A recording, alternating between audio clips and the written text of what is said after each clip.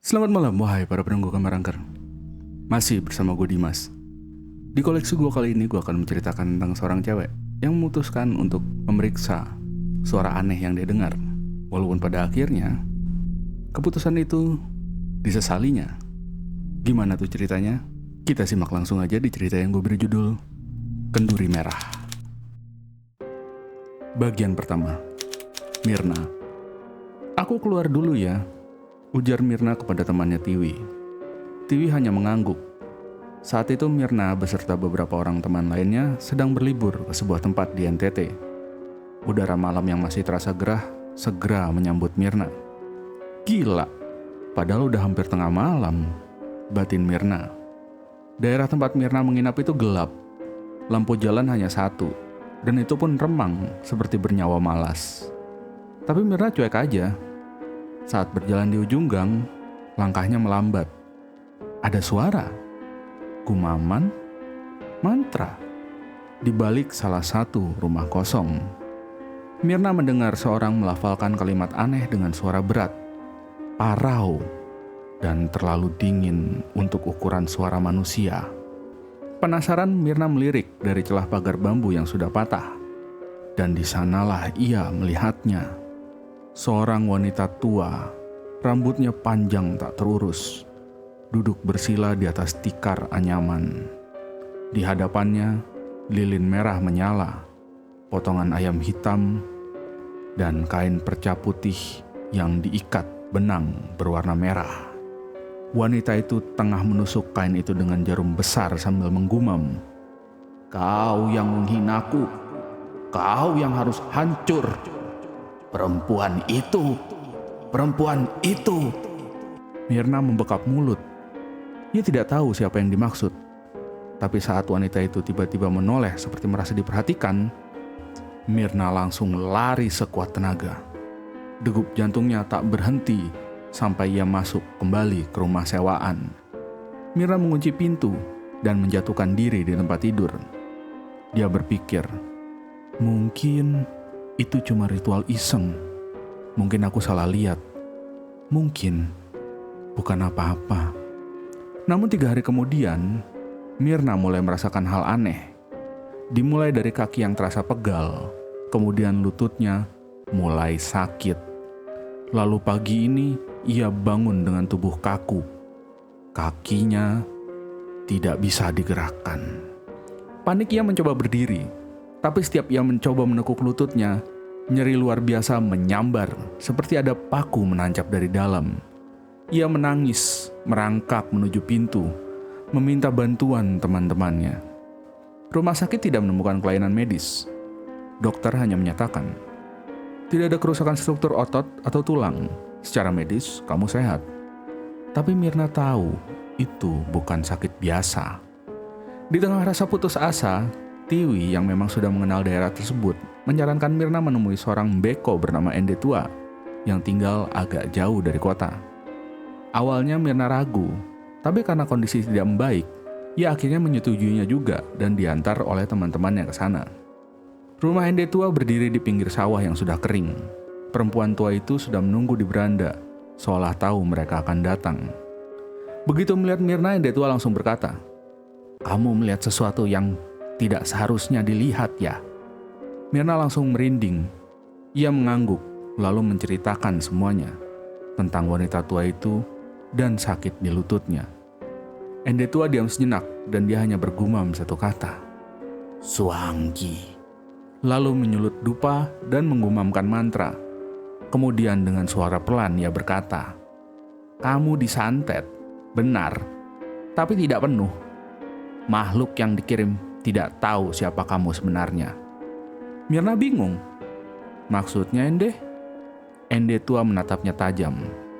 Santet itu seperti surat beralamat, tanpa nama dan wajah.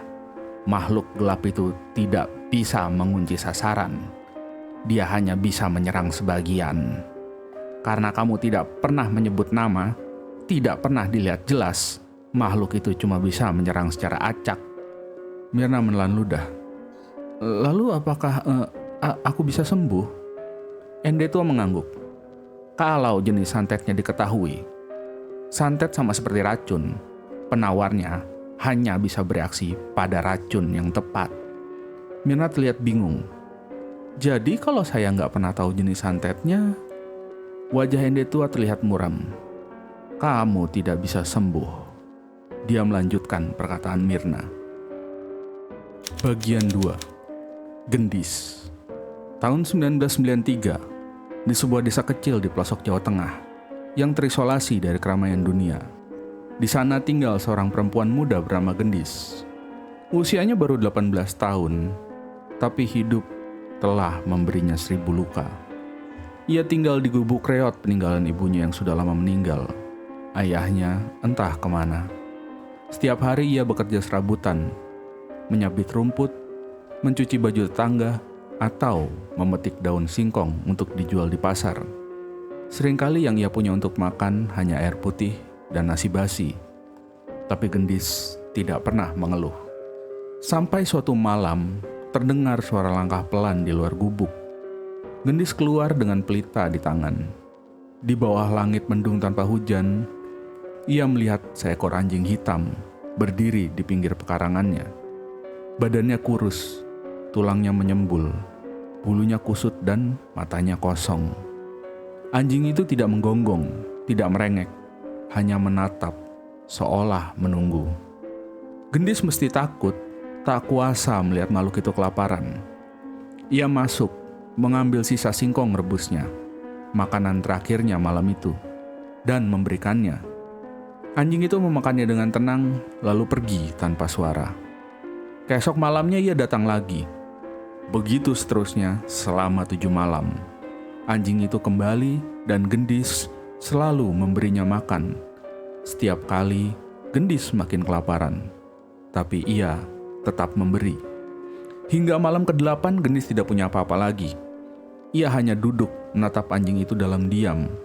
Perutnya melilit kelaparan, tapi anjing itu tidak marah. Hanya menatap, lalu berbalik dan pergi seperti biasanya. Gendis pingsan malam itu, lapar dan kelelahan. Dalam gelap mimpi, Gendis berada di tengah hamparan ladang putih yang tak berujung. Langitnya kelabu, tapi damai. Di hadapannya berdiri seorang pria tua berpakaian serba putih, berjenggot panjang dan berselendang dari kain bersulam aksara Jawa kuno. Sugeng rawuh Gendis, ucapnya, suaranya berat tapi tenang. Namaku Ada Karasvana. Gendis hanya bisa menatap bingung. Saya adalah anjing yang telah kamu beri makan selama 7 hari berturut-turut. Sang pria tua mengangkat tangannya. Di telapaknya muncul sebuah batu putih berbentuk bulat telur. Batu itu memancarkan cahaya lembut. Terimalah ini. Batu ini akan membawamu ke kerajaan gaib di balik tabir dunia. Mereka sudah menunggumu. Mintalah untuk bertemu dengan Dewi Rajani. Sebelum Gendis bisa bertanya apapun, dunia di sekelilingnya runtuh dan ia terbangun dengan terengah-engah. Di sampingnya, batu itu benar-benar ada. Gendis menggenggam batu itu. Saat jarinya menyentuh permukaannya, dunia berubah. Ia tidak lagi berada di gubuknya, melainkan di dalam sebuah hutan yang tak ia kenali. Pepohonan menjulang seperti tiang istana, dan udara penuh aroma dupa dan tanah basah. "Siapa kamu?" teriak suara menggelegar yang terdengar seperti gemuruh petir. Gendis terkejut. Setelah matanya terbiasa, dia baru melihat siapa, atau lebih tepatnya, apa yang bertanya kepadanya. 2 sosok raksasa dengan mata melotot dan taring tajam balas menatapnya. Sosok yang Gendis tadinya hanya bisa lihat dalam bentuk arca-arca batu yang dipahat oleh pengrajin-pengrajin di daerahnya. "Jawab!" Sosok raksasa yang sebelahnya bertanya. Suaranya terdengar seperti deru angin puting beliung. Saya Gendis. Saya ingin bertemu dengan Dewi Rajani." Kedua raksasa itu tertawa terbahak-bahak. Sebuah tawa yang terdengar tak ada bedanya dengan badai dahsyat. "Cepat pergi manusia, sebelum kami makan," ujar raksasa yang bersuara seperti gemuruh petir. Ketakutan, Gendis mengangkat tangannya. Batu berwarna putih yang dia bawa terlihat oleh kedua raksasa tersebut. Batu Adakarasvana. Si raksasa yang bersuara seperti angin puting beliung menunjuk. Batu Adakarasvana. Raksasa yang bersuara seperti gemuruh petir mengikuti. Kedua raksasa tersebut menunduk, kemudian menghilang menjadi kabut yang mengisi celah di antara pepohonan. Kemudian, dari balik kabut tersebut, muncul iring-iringan makhluk berjubah berwarna aneh yang gendis tidak pernah sekalipun melihat warna semacam itu di dunia. Di antara mereka, seorang perempuan berjalan anggun, berkulit pucat seperti pualam dan rambutnya menjuntai panjang. Aku adalah Rajani, Ratu Kerajaan Gaib, dan kau, gendis. Terima kasih telah berbuat baik kepada pengawalku, Adakarasvana. Gendis menunduk ketakutan, tapi Rajani tersenyum lembut. Kau diberi kemampuan melihat apa yang tak terlihat oleh manusia biasa. Kau akan bisa membaca hati, melihat roh dan mengetahui kebenaran tersembunyi. Tapi, katanya sambil mengangkat satu jari, dengan harga, matamu tak akan lagi melihat dunia manusia. Gendis terdiam. Lalu bagaimana aku hidup? Dengan mata hati, kamu akan melihat lebih banyak dari mereka yang bermata. Gendis tertunduk. Rajani mengangkat wajah Gendis. Dan satu lagi, jangan pernah lagi menggunakan batu tersebut kembali ke sini. Atau kamu tidak akan pernah bisa kembali ke duniamu. Kemudian semuanya gelap. Saat Gendis terbangun, semuanya tetap gelap. Matanya buta. Bagian 3. Maya. Hujan gerimis turun sore itu ketika Maya mendapati kakaknya, Mirna, berdiri depan pintu rumah mereka di pinggiran kota kecil di Jawa Tengah. Mirna, yang seharusnya sedang berlibur ke sebuah kota di NTT, pulang dalam keadaan aneh. Rambutnya kusut, wajahnya pucat, dan yang paling mengerikan, kakinya kaku seperti kayu. Hanya bisa menyeret pelan-pelan ke depan. Ada apa, Kak? Kak Mirna sakit? Tanya Maya panik. Mirna hanya tersenyum tipis. Tidak, aku cuma capek. Tapi Maya tahu, ada yang salah. Mirna berjalan seperti boneka rusak. Setiap malam, tubuhnya menggigil. Dan ia sering mengigau dalam bahasa yang tidak dimengerti Maya. Kadang dia menangis tanpa suara. Kadang ia menatap ke langit-langit kamarnya, seperti melihat sesuatu yang Maya tak bisa lihat. Awalnya gangguan hanya suara-suara di malam hari, langkah kaki di atap, bisikan di dapur, suara sendok jatuh padahal tidak ada siapa-siapa. Maya mencoba mengabaikannya. Ia pikir itu hanya halusinasi karena stres melihat kondisi Mirna. Namun makin lama, gangguan makin kuat. Maya mulai sering bermimpi dikejar bayangan hitam. Di pagi hari ia menemukan bekas cakaran di dinding dan lumpur aneh di depan kamarnya. Kadang pintu rumah terbuka sendiri, dan suatu malam ia melihat bayangan tinggi berambut panjang berdiri di ujung lorong rumah, memelototi Mirna yang sedang tidur. Maya mencoba bertanya pada Mirna, tapi kembali kakaknya hanya tertawa pelan. Gangguan terus meningkat hingga suatu siang, seorang perempuan tua buta datang ke depan rumah mereka.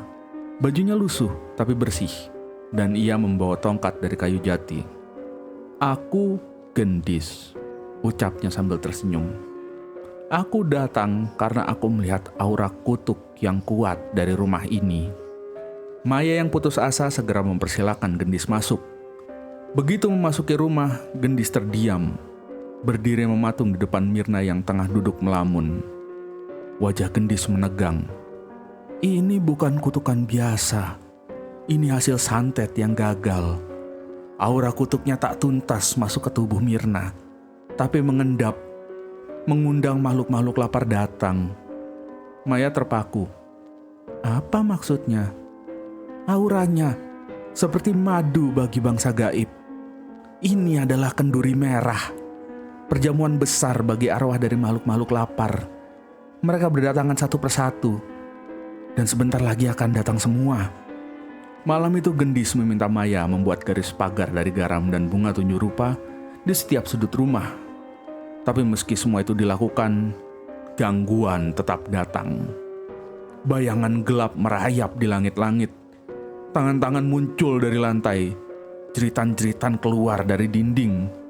Mirna mulai kejang-kejang, darah mengalir dari mulutnya. Gendis berdiri di tengah rumah. Tongkatnya menghentak lantai, mulutnya komat-kamit mengucapkan mantra dalam bahasa kuno. Tapi para makhluk terus menekan. Kita tidak bisa melawan semua ini. Mereka terlalu banyak. Santet gagal ini jadi magnet. Dan selama aura itu ada di tubuh Mirna, mereka akan terus datang. Maya menjerit, "Lalu apa yang harus kita lakukan?" Gendis membuka jubahnya perlahan. Dari balik jubahnya, ia mengeluarkan sebuah batu putih berbentuk bulat telur. Ini batu Adakarasvana. Batu ini akan membuka gerbang bagi para arwah kembali ke alamnya. Tapi jika kubuka, aku juga akan tertarik masuk. Rumah bergetar. Jendela pecah. Dinding remuk. Dari lantai, muncul sosok tinggi berkulit hitam arang dengan mata merah darah. Di belakangnya, puluhan makhluk gaib lainnya berwujud manusia setengah binatang, anak kecil dengan kepala terbalik dan wajah-wajah tanpa mata. Gendis berlutut, memeluk batu putih itu dan mulai melafalkan mantra panjang. Batu itu bersinar, lebih terang dari sebelumnya. Udara menjadi dingin, waktu seakan berhenti. Di hadapan Maya dan Mirna yang gemetar, sebuah gerbang gelap terbuka di tengah rumah. Para makhluk gaib mulai tersedot masuk satu persatu, menjerit menggeliat, mencoba bertahan. Tapi gerbang itu terlalu kuat. Saat makhluk terakhir tertarik masuk, Gendis memandang Maya. "Jagalah kakakmu. Aura itu akan padam perlahan, tapi jangan biarkan ia dekat dengan kegelapan lain." "Bu Gendis!" teriak Maya. Tapi Gendis hanya tersenyum. Satu orang harus menutup gerbang ini dari dalam, dan tubuhnya terserap ke dalam lubang itu. Lalu gerbang itu menutup. Sejak malam itu gangguan berhenti. Mirna mulai pulih. Kakinya perlahan bisa bergerak. Tatapannya kembali terang, tapi ia tidak mengingat apapun. Maya pun tidak pernah lagi mengungkit-ungkit kejadian aneh itu kepada siapapun. Walau ketika dia sedang bersih-bersih, dia menemukan pecahan batu berwarna putih yang kemudian dia simpan dengan rapi di dalam kotak perhiasan sebagai pengingat akan kejadian hari itu. Sekian untuk cerita kali ini. Jika kalian suka, kalian bisa like dan subscribe channel ini. Dan seperti biasa, have a nice nightmare.